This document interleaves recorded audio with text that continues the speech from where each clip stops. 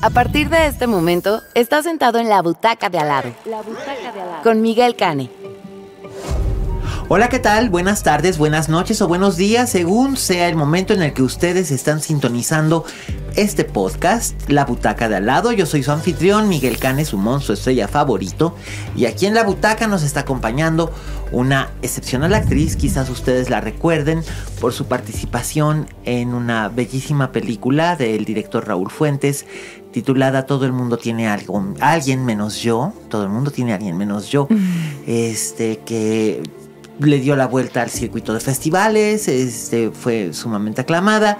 Y bueno, Andrea Portal nos acompaña, es una actriz a la que yo le tengo un particular afecto. Además, trabajamos juntos y es espléndida.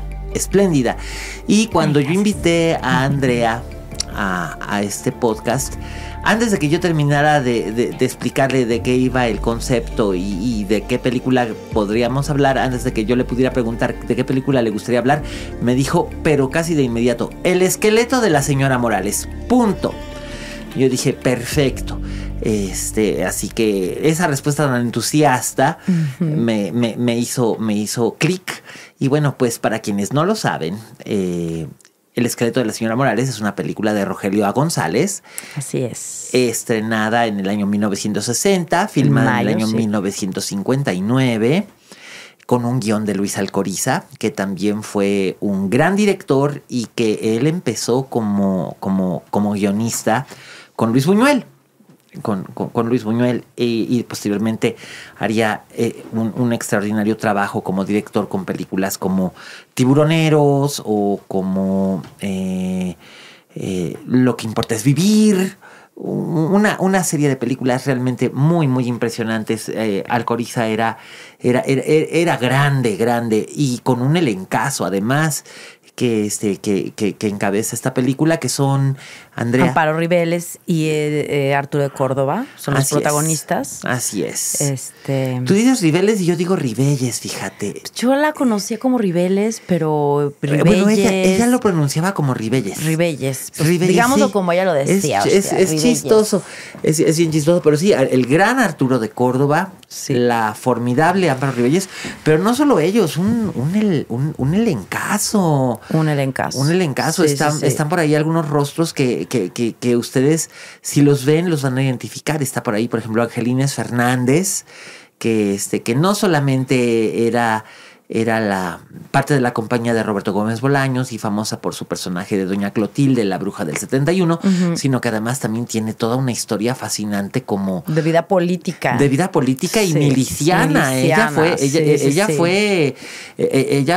anduvo armada en la Guerra Civil Española y tuvo que emigrar porque si no la iban a matar. Sí. Gran personaje. El fabuloso Guillermo Orea, extraordinario actor, comediante, una figurota del teatro que lo mismo hacía teatro clásico, lo mismo él podía ser un gran Agamenón o un gran Priamo y también matarte de la risa, hacer carpa y por supuesto Doña Mercedes Pascual, que aquí sale jovencita.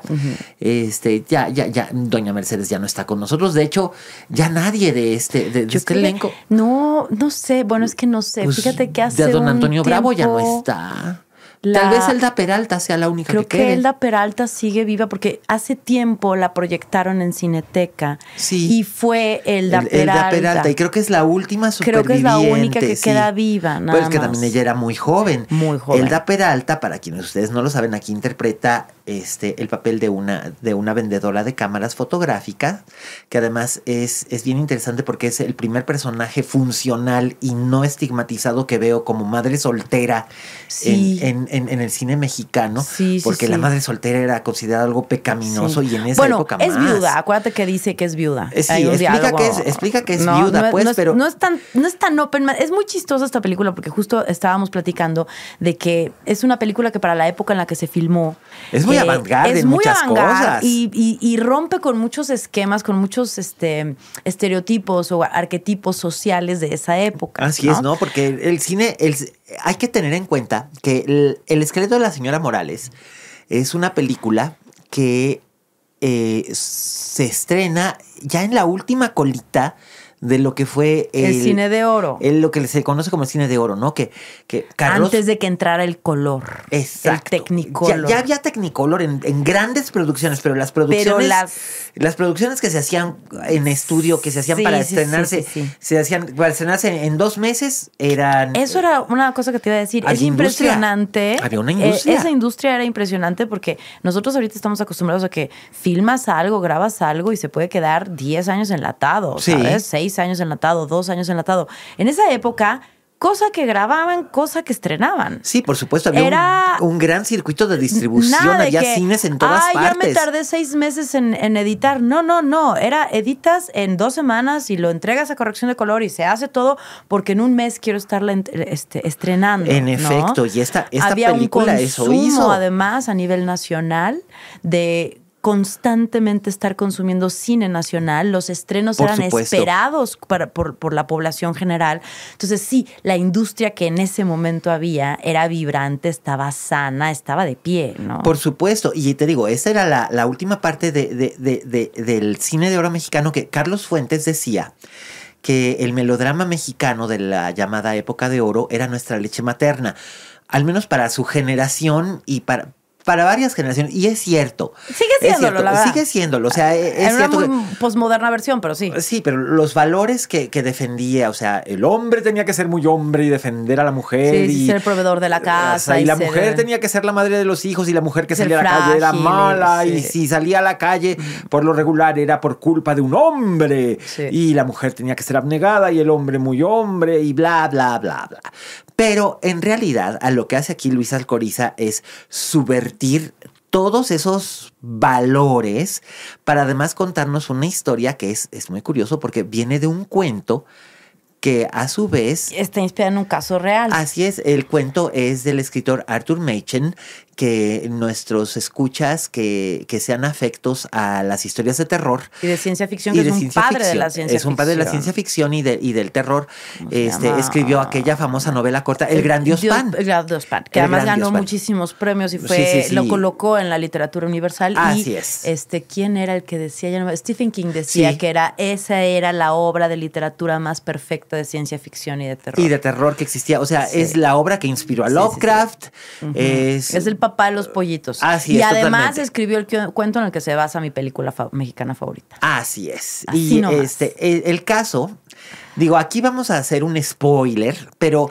Lo lamentamos, pero tienen que verla aunque les spoileremos porque la foto, toda la cinematografía de esta película, claro, toda la gramática cinematográfica que tiene, la forma en la que tanto dirección como los actores, como foto le hablan... El diseño de producción, todo. Al espectador. Es un diálogo, es un cotorreo maravilloso. O sea, es una película que además dialoga un montón y todo el tiempo te obliga como espectador a cuestionarte tus propios ejes morales, ¿no? Porque hay un momento en el que terminas alegre de que el señor Morales tome una decisión muy brutal. Sí, ¿no? Toma una decisión muy brutal que además a ver, poniendo en contexto todo. Un poco, la historia es el escritor de la señora Morales es la historia de un taxidermista, un médico taxidermista que tiene una esposa Gloria, la sublime Glorita. La sublime Gloria, que además es una guapura. Sí, bueno, es Amparo Ribelles, es esta cosa que, wow. Es una belleza mítica. La señora paraba el tráfico. Y esta señora es una señora sumamente beata, de golpe de pecho, que tiene reprimida, mucha represión, mucha culpa católica, solamente se junta con 2 vecinas más católicas que ellas, con el cura de la comunidad, y todo el tiempo se encarga de literalmente agriarle la leche al señor Morales, quien a su vez, además, vale decirlo, está retratado como un hombre franca y genuinamente bueno, ¿no? Sí, o sea, es un hombre cariñoso, generoso con su comunidad, que aporta, ¿no? O sea, como que quiere tener contacto con los niños, quiere tener contacto con la comunidad, quiere quemar la basura para que se haga desecho orgánico y hacer composta. O sea, es como un hippie, pero no es hippie. Es como un hippie pre-hippie. Es un pre-hippie. Es un señor bonito. Es lo que yo al día de hoy llamaría un señor bonito. Sí, ¿no? y además es... Pero luego no tan bonito. Bueno, luego no tan bonito, pero hay que tener en consideración que hasta qué punto es empujado a hacer lo que hace. Sí. El doctor Morales es un personaje que Arturo de Córdoba quería mucho y apreciaba mucho en el sentido de que le permitió romper con una imagen que él tenía, que él siempre buscaba papeles o personajes que le permitieran como que salirse un poco de eso, pero era muy difícil debido a que finalmente el consumo y la oferta era de cine mexicano pedían ciertos arquetipos. Que fuera el galán, que fuera el macho galán. Él había mujeriego. sido el galán atormentado, romántico, y bueno, había trabajado hasta con Alfred Hitchcock en La Caleta del Francés, pero él en algún punto estaba como que muy fastidiado de hacer estos galanes que había hecho con María Félix, con Dolores del Río, de estos hombres que sufrían por amor y tal. Y hacía personajes poco convencionales para directores poco convencionales, como en el caso de Rogelio González o Luis Buñuel. Él hizo aquella famosísima película que se llama Él, que es el celoso patológico. Es un celoso patológico que tiene celos hasta de Dios. Sí.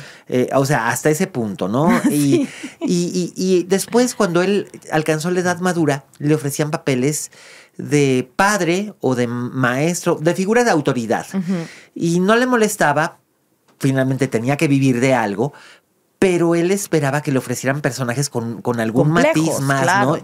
Y en este caso el personaje tiene muchas capas, porque es genial, como mencionaba Andrea, es en realidad un hombre maravilloso que lo mismo se pone a jugar canicas con los niños en la calle, que tiene su círculo de amigos con los que comentan la nota roja y lee novelas policíacas por diversión, y le gustan los perros, y además le gustan es muy los bueno. niños. Él quiere tener hijos con la señora Morales. Eso es uno de los primeros planteamientos que a él le duelen, que al personaje le duelen. Sí. Al doctor Morales le duele no tener descendencia con su esposa, porque él considera que su esposa es el ser más hermoso y divino, ¿no? Aunque la alucina al mismo tiempo, ¿no? Entonces ahí hay un quiebre para el personaje, ¿no? Y después, esta señora todo el tiempo le dice que ya no quiere tener hijos. Gloria le dice que no quiere tener hijos. Es más, yo sospecho igual que tú que ni siquiera habían consumado el matrimonio. Es que lo dice. Él en algún momento en uno de los diálogos le dice, no me puedes tener... Es inmoral tener un hombre como tú me has tenido durante 15 años. 15 años, ¿no? sí. Hay una sí. secuencia en donde él le reclama a ella su sequez, su parquedad, su falta de cariño, y en algún momento como que casi medio que la convence en esa secuencia, pero la maldad de la señora Morales va mucho más allá de cualquier poder. Es una sociopatía, es una sociopatía tremenda. Este es otro de los aspectos que me parece maravilloso de esta película, que, como decías bien, rompe con los arquetipos de los personajes para mostrarte quién es el verdadero villano. O sea, te deja esa disyuntiva, ¿no? ¿Quién es el verdadero villano? Porque esta señora beata que va a la iglesia, que parecería que dentro de la tradición más estricta es una santa, y de hecho así la llaman los miembros de su congregación. Oh, sí. Pero al mismo tiempo es esta señora que es una furia psicópata que se encarga de destruir absolutamente todo lo que al señor Morales, al doctor Morales le gusta, le genera placer, ¿no? Esta secuencia que tiene con Rosenda Monteros de la comida, ¿no? La gran Rosenda Monteros que interpreta ahí a Meche, la señora que trabaja en la casa. La joven doméstica que le hace para que le prepare un bistec con papas, y él está comiéndose felizmente su bistec con papas, y llega Glorita y se sienta con él y le dice, es que yo admiro cómo puedes comer carne, yo ya no puedo, porque es que me da mucho asco, porque es los igual a los olores animales que tú matas, y le arruina la cena. Y lo hace deliberadamente. Esta señora es este personaje que dice, ay, me duele mucho la cabeza, y le ofreces una aspirina y te dice, no, porque Dios me va a castigar. Así es, porque es pecado. ¿No? Entonces, es muy importante rasgo de personalidad de ella, pero también tiene esta otra faceta, volviendo al personaje de Meche, cuando Meche la pesca de que está a punto de destruir. De envenenar a la mascota de del envenenar a la doctor mascota, Morales. sí, que es un halcón. Un halcón, es una lechuza. No, es un halcón. Un halcón, sí, es un halcón. Es un halcón. Y hay una halcón. lechuza disecada. Hay una lechuza disecada, Sí, es pero cierto. es un halcón. Es un halcón, claro. Es que es al que lo quiere alimentar envenenar. con trozos de carne envenenada. Y entonces la cacha Meche y él dice, no lo haga, no mate usted al animalito, qué daño le ha hecho. Y entonces Gloria muestra una cara, un rencor que le dice, ¿tú quién eres para decirme nada? Que es, vamos, una frase que uno podría esperar en un momento dado, pero la amenaza que dice que yo te voy a acusar de que me estás queriendo robar a mi marido y de que me robaste en la casa y nadie te va a creer a ti, pero a mí sí me van a creer. Claro, la corre. La señora Morales es como la ultimate Karen, ¿sabes? Es así como la Karen versión en anfetaminas o algo así, porque sí es un nivel de maldad y de crueldad tremendo. Total. Porque además hay un momento en donde el señor Morales, el doctor Morales, le dice, bueno, ya, o sea, vivamos en paz, o sea, si no me quieres, si no nos vamos a llevar bien, está bien, solo no me estés fregando, ¿no? Sí, ya que no te quieres separar de mí. ¿Cómo? Bueno. ¿Quieres paz? Entonces la señora, aún así, cuando él está en plan de ya, no me voy a meter contigo, déjame en paz, va y lo agrega. ¡No me pegues! Ajá. ¡No me golpees! Son dos personajes muy interesantes porque aparentemente dentro del universo moral de la película, el que es un borrachín es disperso es el doctor Morales y la que sería, en teoría, una grandiosa vecina, beata santa, es la señora Morales. Que en el momento del juicio, no es que les estemos echando a perder la película, porque en la película se llama El esqueleto de la señora Morales, ¿verdad? Sí. Sabemos que va a haber un esqueleto de la señora Morales, no le estamos diciendo ninguna mentira. Así es. Pero después hay de la un desaparición de la señora Morales, en donde el doctor Morales tiene una ingeniosísima idea de cómo salir bien librado después de cometer un crimen. Así es, y esto viene de sus reuniones en la cantina con sus cuates, que han leído un montón de novelas policíacas, han leído un montón de casos de casos reales en la nota roja, y entonces pues fue así como dice, es que sí hay un crimen perfecto, claro, pero para cometer el crimen perfecto tienes que quedar absuelto. Ajá. Y entonces él empieza a armar, al ver que Gloria no tiene remedio, empieza a armar esto y comete el crimen perfecto, y entonces es feliz, abre las puertas a su taller a los niños para que los niños pinten y dibujen, y empieza a sentirse bien, a retomar su vida. Pero el espectro de la señora Morales está ahí y lo está persiguiendo, en el sentido, no como un fantasma, sino porque está ahí. Finalmente ella se trabajó tanto al cura, el cura que es don Antonio Bravo, sí, enorme magistral. don Antonio Bravo, se trabajó tanto al cura y le lavó tanto al cerebro al cura que el cura lo odia, claro, sin motivo aparente, lo odia nada más de auditu. Sí. Y las vecinas pues lo ven con desconfianza y también. Porque además el personaje de Gloria es increíblemente mentiroso. O sea, claro, ella es una mujer mentirosa que tergiversa la realidad. Es una sociópata. Y es una sociópata. Es una sociópata. Entonces, pues hay un punto en el que el doctor Morales pues toma una decisión muy drástica, todo el público le aplaude. La verdad es que sí, cuando llegues a ese punto todos decimos, pues sí, la verdad. Es que, sí, o sea, lo cual es brutal también. Si lo piensas, si lo piensas en la óptica de la época actual, sí. No, o sea, amigos, no, el feminicidio nunca no es la opción. Solución, no es una opción. Pero bueno, estamos en un universo que estamos hablando de una película de 1960, en este tono de novela negra, misteriosa. Lo que decíamos hace rato, que el personaje de Elda Peralta, que es una vendedora de cámaras fotográficas, que existe una amistad pura entre ella y Arturo de Córdoba, sí. Exacto, y es presentada, sí, tienen que aclarar que es viuda, pero al principio no dicen nada, o sea, al principio aparecen unos niños y que son mis hijos, sí. Y vamos, en esa época que una mujer sola trabajara y tuviera hijos, sí. Era... Y además, ¿cómo te retratan a la mujer? Porque te la retratan como lo que en ese entonces era esta idea de mujer moderna, sí. ¿no? Vestida súper a la moda, muy dinámica, elegante, con pelo corto, que además trabaja de empleada en un mostrador de una tienda, sí. Que en ese entonces, para ese momento, era aceptable. Era no solamente aceptable, era incluso un poco de categoría, ¿no? Sí, Porque sí. te daban descuento en la tienda, porque no ganaban mal, ¿no? Sí, Eran sí, como sí. las aeromosas, ¿no? Pero Las sobrecargos las ahora, sí. sobrecargos, De hoy. pero de las tiendas De las que tiendas, sí, sí, sí, tenías sí. que ser guapa, tenías que ser bien articulada. Bien que lo sé. ¿no? Gracias a eso se conocieron mis abuelos. Mi abuela trabajó, aunque mi abuela venía de una familia bien, como no la dejaron estudiar, entonces ella dijo, bueno, yo quiero trabajar, y entonces entró a trabajar al puerto de Liverpool, y así fue como conoció a mi abuelo, y así fue como vino a Pues existir mira, mi familia. Ahí está, bravo por las sí. dependientes de la tienda. Ay, pero por supuesto. Sí. Y en ese caso, digamos que es como que el contrapeso de la señora Morales, que la Sí, señora que Morales es- está prácticamente tendida en su casa todo el día ahí frente a su altar de santas. Llorando, vestida de negro, pues, ¿no? Y es una mujer todavía joven, y es una mujer todavía Guapa. muy guapa. Pero el doctor Morales está. Pues le da al pura fin- hiel, Pues le da pura sí, hiel. está al final de sus. O sea, está por perder. Y finalmente acaba perdiendo yo sí la quiero razón. hacer mención especial de Sí. cómo es manejado el tema de cuando él va a disecar a la señora Morales. Así porque es. esa secuencia es brutal. Sí, brutal, porque no sé si te acuerdas que hay una primera secuencia cuando es la discusión de la cámara, que él está quitándole el cuero a un becerro, Sí. está cortando la piel. Y en la discusión él la hace enojar y corta el cuero, ¿no? Y Ajá. entonces estás viendo cómo él empieza a desmembrar al animal, empiezas a ver cómo lo filetea, le va quitando las partes. Y realmente lo hace. Arturo de Córdoba está Sí, fileteando está fileteando ahí un para- cabrito que le dieron en la producción para hacer la toma. Entonces ya la siguiente secuencia, cuando ya es lo que está en la mesa, y todos lo sabemos por cómo está planteada la toma, es el esqueleto de la señora Morales.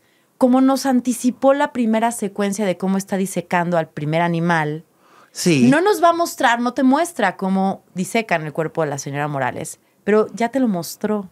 En cierta forma, sí. Cuando ya llegaste a ese punto y no se ve nada más se ve él hablándole con lo que se cree que es el cuerpo y no sé qué, es brutal porque ya tenemos una referencia visual de qué es lo que pasa cuando se tiene que disecar un cadáver. Claro, y ya ¿no? sabemos qué es lo que él Es un grado está de dispuesto a hacer. brutalidad hecha de una elegancia, ¿no? Con una Pero fórmula bueno, es que preciosa, Rogelio González fue un director que no pudo destacar mucho por cuestiones ajenas a él. Pero definitivamente fue un director un pionero fue un pionero en muchas de cosas. Incluso en esta misma, el tema de cómo se mueve la cámara al final, la última secuencia. Ya, bueno, que no es un spoiler decir No, que hace un se giro voltea, hace un de giro. 180. y por todo el contexto de cómo está ocurriendo esa toma, de dónde viene y a dónde va. Sí. Es una cosa magistral. Y yo tengo esta sensación de que, de alguna manera, el director todo el tiempo lo que está queriendo, bueno, dirección y guión y todo, lo que están queriendo hacer es hablar de esta realidad de que nada de lo que es humano es perfecto. Así ¿no? es. Nada humano, ni la beata más santa que reza, Es ni el perfecta. señor más bohemio, bonita, ondita es perfecto. Nada es perfecto y nada es impenetrable, nada de lo humano, ¿no? Por Nada lo de lo menos. humano. Nada de lo humano es invulnerable a caer en la tentación Ajá. de hacer algo terrible. Terrible. Y los parámetros de bondad o maldad, que además en ese entonces eran también como muy estrictos. Sí, lo que son decíamos sobre muy el cine cuestionados, mexicano, ¿no? Exacto. Sí. Esta visión mira, lo decíamos hace rato, que yo realmente creo que el final dista del cuento Sí, del que de está Machen, basado. sí. Porque yo creo que sí hubo ahí un acto de censura o de dirección que les dijeron no puede quedar impune. Sí, no puede. El señor Morales no puede. El criminal salir no puede quedar impune. Sí, le pasó lo mismo a Hitchcock con Psicosis.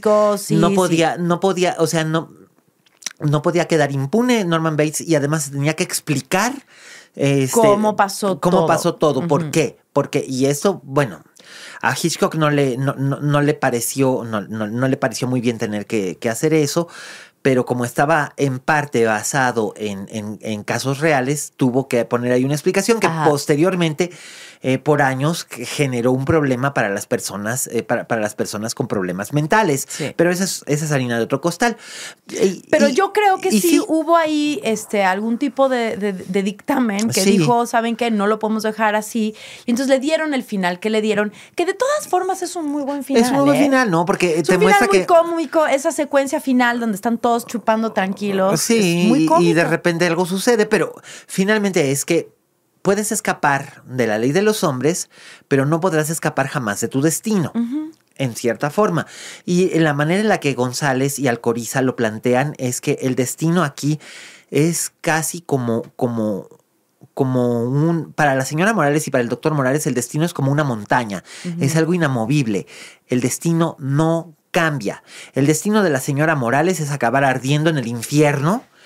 Y su marido es el que se encarga de darle la ayudadita. Un ligero empujoncito. Y el destino del doctor Morales es enfrentar sus actos, no solo ante la corte de los hombres, que lo hace, sino finalmente ante las instancias divinas. Pero es muy interesante. Algo o lo que haya más allá, ¿no? A mí me parece maravilloso cómo está manejado, porque yo creo que, aunque sí les dieron ahí su censurada, sí me puedo imaginar que tanto producción, dirección, guión, todos dijeron, bueno, ok, lo vamos a hacer como quieren, pero no tan como quieren. Porque antecede a este gran final en donde todo el mundo se lleva su merecido. Exacto. A este gran final lo antecede una ida del doctor Morales con el cura del barrio sí. A decirle, usted tenía razón, sí fui yo. ¿No? Sí. Le confiesa el crimen y le dice, y no estoy arrepentido. Eso es lo mejor de todo. Entonces, rece por mí porque yo no me siento mal. No puedo arrepentirme. Y el personaje constantemente también envía, en un monólogo lo dice. A mí si me agarran, ya no me importa. Porque yo ya viví 15 años bajo contigo, tu yugo. Sí. Que son 15 años más de prisión, ¿no? O sea, a mí no me lo van a contar. Sí, el resto de mi vida no me importa pasarlo en prisión. De alguna manera, como que sí hay una especie de lección contra el señor Morales, pero realmente no tan fuerte, porque antes de que ocurra ese evento, tú lo ves a él sin arrepentirse. Absolutamente. ¿No? Y lo ves completamente convencido de que fue la mejor decisión. Cuando se confiesa con el cura estalla y él se muere de la risa. Sí. Y el cura está además furioso porque no puede hacer nada porque fue un secreto de confesión. Sí. Entonces, encima de todo, usó las convenciones de su propia religión, que fue lo que el cura en algún momento usaba para atosigarlo a él. Claro, lo atosigaba con el cerebro lavado por Glorita. En realidad, eso lo vemos desde una de las primeras escenas, que el cura le dice, pues yo no creo que tu marido sea tan malo. Y Gloria vuelta y vuelta y vuelta. Sí, exacto. Sí. O sea, Gloria se encargó de encender tanto va esa el cántaro hoguera al agua hasta que se rompe. Pero ahí sí, entonces vemos que el castigo del cura es saber la verdad y no poderla decir. Y su gran frustración es su gran resentimiento, porque él sigue creyendo, el cura sigue creyendo que Glorita es una santa y que el doctor es un canalla, pero no puede hacer nada. Y a los demás poco les importa ya.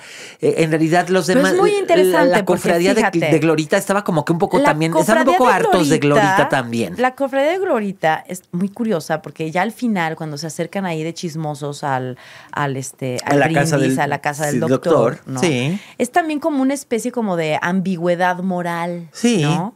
Como este rollo de, bueno, es que nosotros pensamos que la habías matado, pero en realidad han hecho la vida infernal del doctor Morales, toda su vida, pero por quedar bien con Glorita, por quedar ¿no? bien con Glorita, por chismosas, por las razones por ociosidad, por lo que ociosas. quieras. Pero es muy interesante que también a ese grupo de personas tan de doble moral y tan endebles éticamente también les dan su merecido. Ese es Luis Alcoriza, que era anticlerical a ultranza. Eso a mí me parece maravilloso. Yo recuerdo el gusto que me daba cuando al final él va y le confiesa al cura y el cura se queda reventando de coraje. Yo recordaba que era como para mí en la infancia era como de, jaja, lero, lero, ¿no? Éjele. Éjele. Pero bueno, es que estamos hablando de que es Alcoriza, que es uno de los guionistas de, junto con Buñuel, de El Ángel Exterminador, por ejemplo. ¿Qué película más anticlerical no se me ocurre? No. Entonces, en este sentido, se burla de la iglesia, se burla de la pequeña burguesía, aunque pertenecían ellos mismos a la pequeña burguesía. Entonces hacen estas cosas que es impresionante. Vamos, es muy impresionante la película si consideras que era una película de lo que se consideraba la serie B. Uh-huh. Era la serie B, las películas que se filmaban en marzo para estrenarse en octubre. Uh-huh. En los estudios Churubusco, y se hacían rapidísimo. Rápido, sí. y tal, y eran en blanco y negro, y ya después vino el color y tal. Y vamos, hacían porque había una industria, como mencionábamos hace rato, una industria bastante sana, que ahora es mucho más complicado financiar o levantar. Y aquí, y se nota, el diseño de producciones son 5 escenarios, todos son sets, la cantina, el juzgado, la casa, la parroquia, que es donde va el doctor Morales. Sí, la última, la casa parroquial. La capilla, pues, que donde va. Además, si me apuras, yo creo que fue hasta el mismo set, nada más le movieron 3 sillas. Exacto, la casa de las vecinas, la casa del doctor Morales, que es arriba de su taller. Ajá. Y la calle. Y that's it. Sí. Y funciona muy bien, y funciona con una agilidad tremenda. Pero ahora bien, se nota que es tu película favorita de la vida. Sí. Pero ¿por qué es tu película favorita de la vida? Es mi película favorita de la vida porque fue la película que cuando yo la vi de niña, la debo haber visto. O sea, la semana pasada. No, cuando tenía como unos 8 o 9 años la vi. Uh-huh. Y dije, yo quiero hacer eso.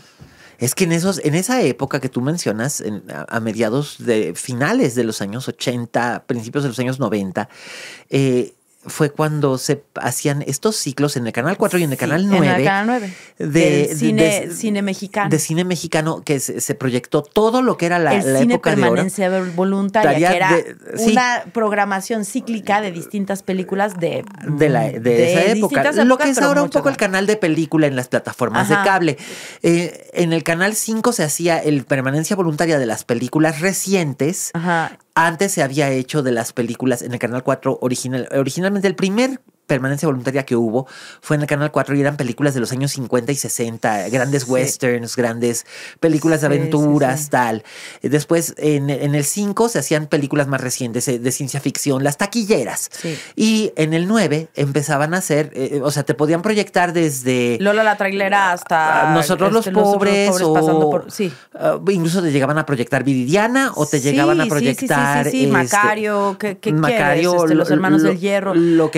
Hasta el libro de piedra. Ajá. Yo recuerdo haber visto el libro de piedra por primera vez como a los 14 años y no podía dormir. Con la suegra de mi papá, la mamá de la segunda esposa de mi papá, que era una señora maravillosa que se llamaba Doña Lola. Ajá. Y Doña Lola fue esposa de un productor mexicano muy importante que se llamaba Alfonso Patiño, que fue productor de las películas de Buñuel, de muchas películas de Buñuel aquí en México y de muchas otras películas, ¿no? También fue guionista,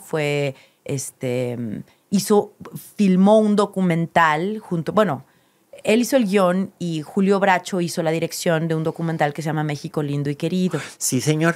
Que ese documental está por volver a ver la luz porque tenemos los negativos. Nosotros, la familia de Lola se quedó con la copia de los negativos de ese material, de esa película, tanto en inglés como en español.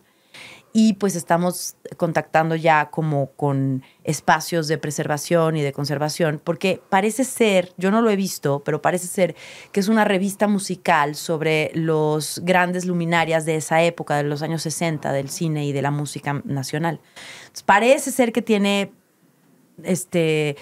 digamos que secuencias y material filmográfico que tiene un valor histórico muy importante. Único. Y bueno, fue con esa señora que yo vi estas películas. Yo veía muchísimas películas con Doña Lola. Y Doña Lola, como era esposa del productor, de un muy importante productor en ese momento, conocía a toda la banda del cine mexicano. Of course. Entonces, por ejemplo, viendo la película El esqueleto de la señora Morales, ella me hablaba maravillas de Arturo de Córdoba. Uh-huh. Era su favorito.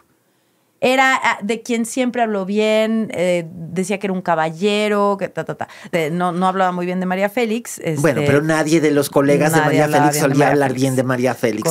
Con todo respeto a la doña, pero sí. Y pues bueno, ella fue quien, gracias a quien pues me entró un amor profundo por el cine mexicano. O sea, por ejemplo, cosas como que en casa de mi papá, no sé si te acuerdas de la película de Ensayo de un crimen. Por supuesto. La escena que abre, que es un reloj, es en blanco y negro, la toma de su hija, claro. Un reloj que está marcando la hora. Bueno, ese reloj era de doña Lola. Ese reloj estaba en la sala de la casa de mi papá. Órale, el reloj que estaba en la casa de los padres de Archibaldo de la Cruz. Ajá, había un montón de objetos que eran de sets de filmación de películas así como o como del Ángel Exterminador, así que terminaron en casa de doña Lola porque pues al final vendían los muebles de las producciones, a veces se las llevaban a otras, a veces el productor decía, pues me gusta, me lo llevo, no sé qué. Y entonces terminamos teniendo como una serie de objetos que doña Lola le encantaba decirme, mira, por ejemplo, con el reloj fíjate que hay allá abajo en la sala, ¿no? Y entonces me bajaba y era el mismo reloj. Ah, y a ver, ¿y esa silla que se veía al fondo, dónde está? No, pues está aquí en la sala. Y así se la traía doña Lola conmigo de, checa esto y esto. Era un goce absoluto, porque además ella era una mujer que se dedicó toda su vida a cocinar. O sea, su pasión era la cocina. Y don Alfonso era de muy buen diente. Entonces hacían, por ejemplo, comidas enormes donde invitaban a toda la gente de la industria y ella hacía chiles en nogada. Y los chiles en nogada de doña Lola eran famosos en todo el medio, ¿no? Entonces conoció de forma personal y social a toda la gente que trabajó en ese momento con su marido, ¿no? Don Alfonso murió, ya tiene hace bastantes años. Yo no lo conocía a don Alfonso. Cuando mi papá se casó con Lola, don Alfonso ya había fallecido. Pero a doña Lola sí la conocí muy bien y fungió como una abuelastra. Ella me enseñó, ella decía que nos decía mi hermana y a mí, a ver, mamacita, ¿tú por qué crees que María Félix y Dolores del Río no me quitaron a mi marido? Pues porque yo sé guisar arroz. Y entonces nos enseñó a guisar arroz a mi hermana y a mí. Entonces, oye, a ti te sale re bueno, a mí me consta. El arroz no nos queda mal, entonces digo, lástima que no esté casada y que no tengo que defender ningún marido, pero el arroz me queda... eso sí es cierto, eso es verdad. Cuando estuvimos preparando una obra de teatro, una vez comimos en tu casa y hiciste arroz, es verdad. Arroz. Y me consta. Y no, bueno, la verdad es que el escrito de la señora Morales aporta un montón. Y además tú me decías antes que ver a Amparo Rivelles haciendo de Lola fue como una revelación para ti, de Lola, de Gloria. De Gloria fue como una revelación para ti, como un... Sí. Y es que era una cosa impresionante. Porque históricamente se había visto a ella en personajes como muy... ¿cómo decirlo?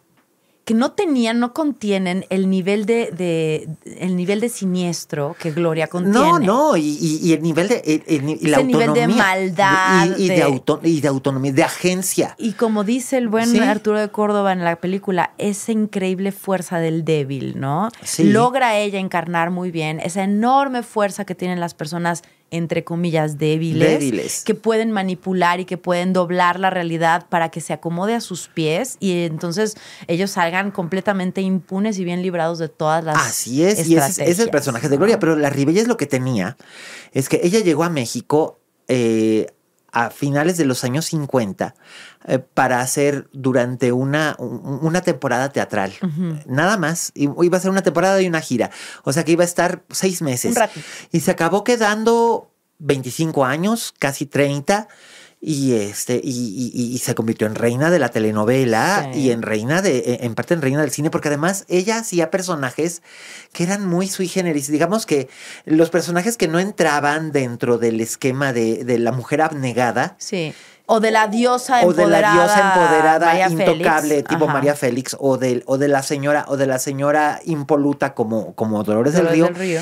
Solían recaer o de la mujer que lloraba por todo, como Libertad Lamarque. Los personajes raros solían caer en Amparo Rivelles. Nos la vimos hacer de asesina, Sí. de sociópata. De sociópata. De todo. De madre inteligente con 4 hijas casaderas que todas le daban dolores de cabeza, pero ella era inteligente y astuta.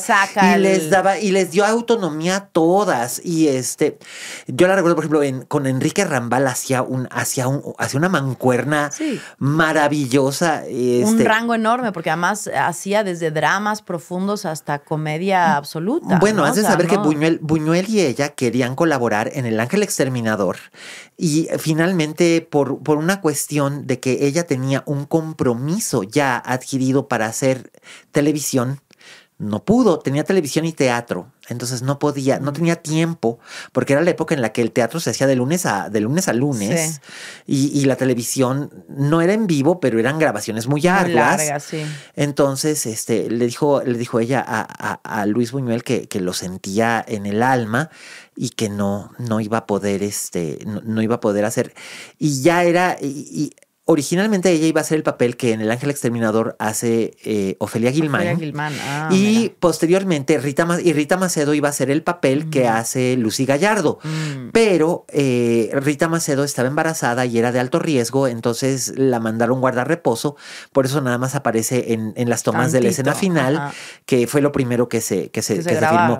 Entonces le ofrece Buñuel hacer el papel de Lucía de Nobile, el papel que hace Lucy Gallardo, y la Ribelles le dice, sí quiero, pero ya no puedo por estas razones. Entonces el personaje de que iba a ser la Ribelles lo toma Ofelia Guilmán, y el personaje que hace Rita Macedo lo toma Lucy Gallardo, que era la esposa de su compadre Enrique Rambal.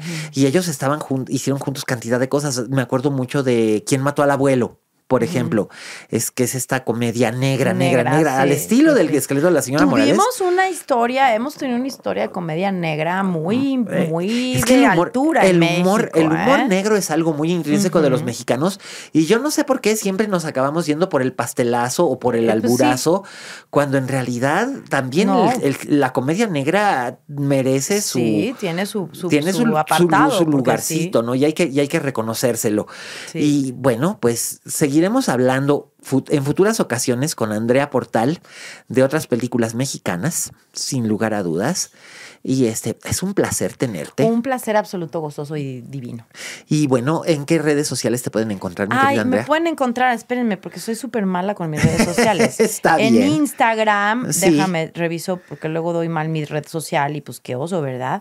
Pero en Instagram me pueden encontrar como Andrea_Portal22. Así es, que además Andrea no solamente actúa, sino que además también es ilustradora. Y pueden ver mis dibujos en A veces yo_dibujo en Instagram también. Sí. Ahí pueden encontrar proyecto gráfico. Tu proyecto gráfico, que es buenísimo. Así es que bueno, pues ahí lo tienen. El esqueleto de la señora Morales está disponible. Está disponible actualmente y además restauradita. Súper restaurada. Hubo una época haz de cuenta que yo la vi cuando tenía 8 años y después pasaron como 15 años en donde no hubo manera de encontrarla porque según yo tenían problemas de derechos de autor, y después se lograron liberar los derechos de autor y ahorita ya está disponible. Y además le dieron un shine. Sí, una muy buena arreglada. Hay algunas escenas en donde no se aprecia muy bien la alta definición, que es normal para una película de su edad, y porque ya no había los materiales suficientes para hacerlo. Pero la restauración que se hizo está bastante bien. Es una restauración que hizo la Cineteca Nacional hace unos 10 años, me parece. Y entonces se puede ver actualmente en la plataforma ViX y gratuitamente, así que échenle un ojo para que vean, para que se rían. Cuando es Día de Muertos, yo sé que nos encanta ver Macario y obviamente entiendo por qué. Claro. Pero yo digo que hay que normalizar ver el esqueleto de la señora Morales. Totalmente, también. Estoy de acuerdo contigo. Día de Muertos y Halloween, porque sí es así de terrorífica y maravillosa. Y en cualquier día de cualquier mes de cualquier año vale la pena, aunque sea nada más para ver a la Ribelles poniéndose gotitas y por ver a Arturo de Córdoba perdiendo el control. Sí. Y comiéndose un bistec. Un bistec delicioso. Así es que nosotros vamos por un bistec. Nosotros vamos por un bistec delicioso con papitas. Muchísimas gracias por haber estado con nosotros aquí en La Butaca de Al Lado. Ya saben, aquí tienen ya nuestras redes sociales. Escríbanos, háganos comentarios y nos esperamos la próxima semana. Y ahora pues procedo a despedirme con nuestra despedida habitual de este podcast, que es, como dijo la Betty Davis: en este negocio, si no tienes fama de monstruo, no eres una estrella. Hasta la próxima.